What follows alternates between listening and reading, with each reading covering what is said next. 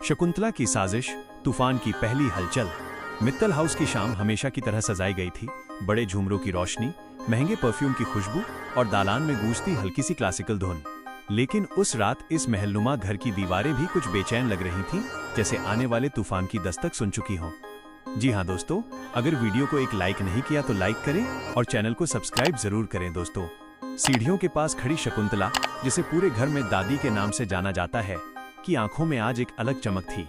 वो चमक जो किसी जीत की नहीं, बल्कि किसी बड़े षड्यंत्र की शुरुआत का संकेत दे रही थी। वो धीरे धीरे मुस्कुराती है, लंबी सांस खींचती है और बुदबुदाती है। अब देख राध्या, तुझे इतना फंसाऊंगी कि तू खुद को भी दोष देने लगेगी। और प्रथम वो तो मेरे इशारों पर नाचेगा। उसी वक्त रजनी दादी से कुछ पूछने आती है, क्योंकि उसे पिछले कुछ दिनों से घर के माहौल में एक अजीब सी बेचैनी महसूस हो रही थी। लेकिन शकुंतला ने तो पहले से ही उसका ध्यान भटकाने की पूरी तैयारी कर रखी थी। वो रजनी को रसद की सूची थमाती है, उसे नौकरों की गलती का शोर सुनाती है, किसी की तबीयत खराब होने का नाटक करती है, बस इतना कि रजनी को उसके असली खेल तक पहुंचने का मौका ही न मिले। और रजनी, जो दिल से साफ और भरोसेमंद थी, वो दादी का छल कहां पहचान पाती।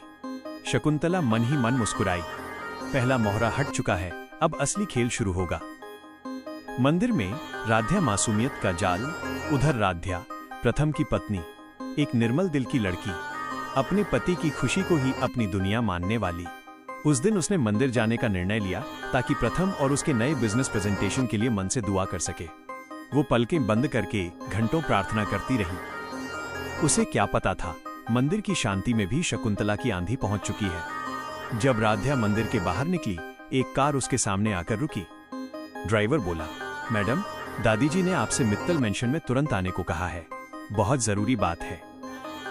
राध्या चौंकी, लेकिन जब आदेश दादी का हो तो अस्वीकार करने का सवाल कहां। वो अनजाने में उस कार में बैठ गई। उसे क्या पता, यही कार उसे एक ऐसे जाल में ले जा रही थी जहां से गलतफहमियों के तूफान शुरू होने वाले थे। प्रथम बेचैन धड़कनों का आदमी, दूसरी तरफ प्रथम, एक जिम्मेदार बेटा, सफल बिजनेसमैन और अपनी पत्नी राध्या के लिए थोड़ी दूरी रखने वाला पर दिल से सच्चा इंसान। वो समझ नहीं पाता था कि क्यों राध्या उसकी जिंदगी में इतनी शांत, इतनी धैर्यवान और इतनी अनसुनी होकर शामिल हुई है। हो सकता है प्यार धीरे धीरे आए, लेकिन सम्मान और भरोसा वो उसने उसे पहले ही दे दिया था। उसी शाम उसे अचानक निहारिका, उसकी बचपन की दोस्त का संदेश आता है, आज रात पार्टी में चलो, एक सरप्राइज है। प्रथम ने शुरुआत में मना किया, लेकिन दादी के मनाने पर मान गया। उसे क्या पता था कि इस सरप्राइज की असल डोर शकुंतला के हाथों में बंधी हुई है। पार्टी का इनविटेशन माइनस असली मोड़। निमंत्रण पत्र साफ साफ लिखा था, अपनी लाइफ पार्टनर के साथ पधारें। प्रथम ने सोचा, राध्या मंदिर से आएगी, घर लौटेगी, फिर हम दोनों साथ चलेंगे। लेकिन जब वो घर पर राध्या को नहीं देख पाया और दादी ने झूठ बोल दिया कि राध्या को कहीं जाना था, तुम पार्टी में देर ना करो, तब वो मजबूर होकर अकेला ही निकल गया। निहारिका के साथ कार में बैठते हुए भी वो असहज था। दिल बार बार कह रहा था, राध्या को कॉल करता हूं, लेकिन दादी ने उसका फोन गलती से साइलेंट कर दिया था। और राध्या का फोन तो वही कार में छूट चुका था जिसमें उसे मंदिर से लाया गया था। यानी दोनों के बीच संपर्क का हर मार्ग शकुंतला ने खुद काट दिया था। निहारिका चालाक अदाकारा। पार्टी में पहुंचते ही सबकी नजरें प्रथम और निहारिका पर टिक गईं। कैमरों की फ्लैश, लोग इशारे करते हुए, कुछ लोग पीछे से फुसफुसाते, लगता है प्रथम अपनी पार्टनर को लेकर आया है। प्रथम को यह सुनकर अजीब लगा। वो तुरंत निहारिका को बोला, तुम भी जानती हो कि मेरी पार्टनर राध्या है, तुम ऐसे मेरे साथ क्यों। लेकिन निहारिका मुस्कुराई, फोटो तो खींचने दे प्रथम, सब गलत समझेंगे तो क्या फर्क पड़ता है। फर्क, प्रथम के दिल में फर्क पड़ रहा था। उसके चेहरे पर वही बेचैनी लौट आई थी। उसी समय एक मेज पर रखा मोबाइल वाइब्रेट होने लगा। ये राध्या का फोन था जो लगातार बज रहा था। प्रथम ने आवाज सुनी और बोला, ये किसका फोन है। निहारिका ने फुर्ती से फोन पर कपड़ा फेंक दिया और हंसकर बोली, अरे कौन सा फोन, शायद तुम ही का कान बज रहा होगा। और प्रथम उलझन में उसकी बात मान बैठा। राध्या का दर्द माइनस अकेली, डरी हुई रात से जंग। उधर राध्या, जिस कार में उसे दादी ने भेजा था, वो बीच रास्ते में बहाना बनाकर रुक गई। ड्राइवर बोला, मैडम, गाड़ी खराब हो गई, आपको यहां से पैदल जाना होगा। राध्या स्तब्ध, सड़क सुनसान, रात गहरी, हवा ठंडी। वो बोली, ऑटो कहाँ मिलेगा? ड्राइवर ने कंधे उचका दिए, यहाँ तो कुछ नहीं मिलता मैडम। और ये कहकर वो कार लेकर भाग गया। राध्या लगभग रो पड़ी, पैर कांप रहे थे, दिल में डर और दिमाग में पहला ख्याल, प्रथम वो मुझे क्यों छोड़कर गया।